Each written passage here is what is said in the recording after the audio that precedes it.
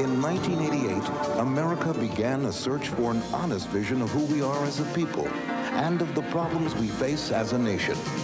We searched for that vision as Democrats, and as Democrats, we found it, a vision of hope. We are bigger than one language, bigger than one culture, bigger than one race, bigger than one religion. This is America. Let's expand, let's grow, let's build, let's keep hope alive. From far back in a crowded field, America began to hear a message of hope, of justice, of new direction. And we began to remember the acts of courage that changed the face of America. Some 24 years ago, you marched across that bridge to give all Americans the right to vote. Probably one of the greatest historic acts that ever was passed.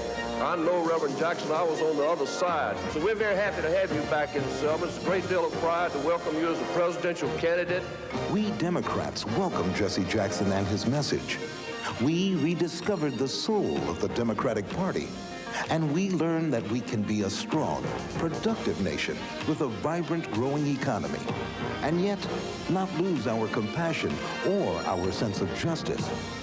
We Democrats began to lead America again with vision, with hope, with action. Now, we will choose our candidate for president, and in November, we will regain the White House, because in 1988, we found our vision. Jackson fights for the homeless. Hope. Jackson fights for daycare. Hope. Jackson fights to raise minimum wage. Hope. Jackson fights for comparable work for women. Hope. Jackson fights to save our farms.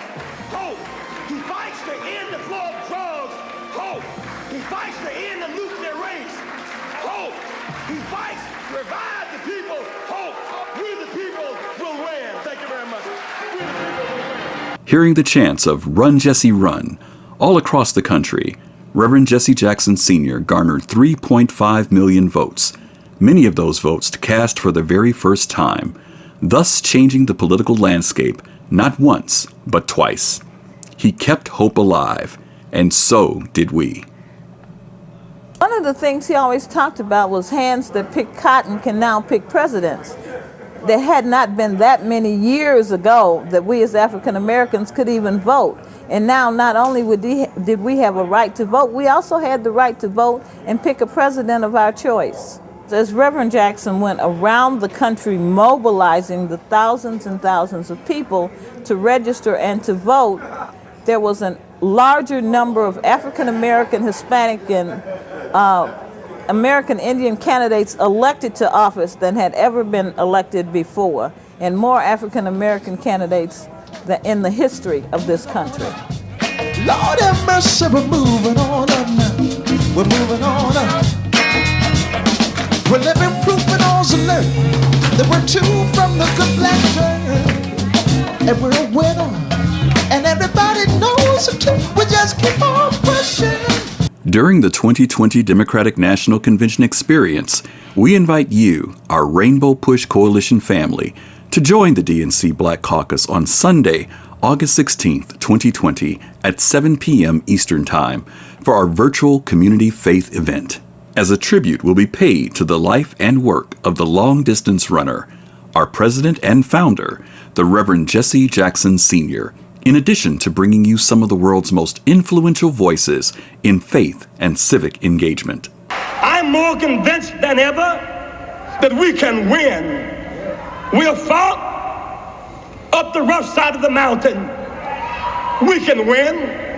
I just want young America to do me one favor. Just one favor. Exercise the right to dream. You must face reality, that which is, but then dream of the reality that ought to be, that must be. Live beyond the pain of reality with the dream of a bright tomorrow. Use hope and imagination as weapons of survival and progress. use love to motivate you and obligate you to serve the human family. Young America, dream.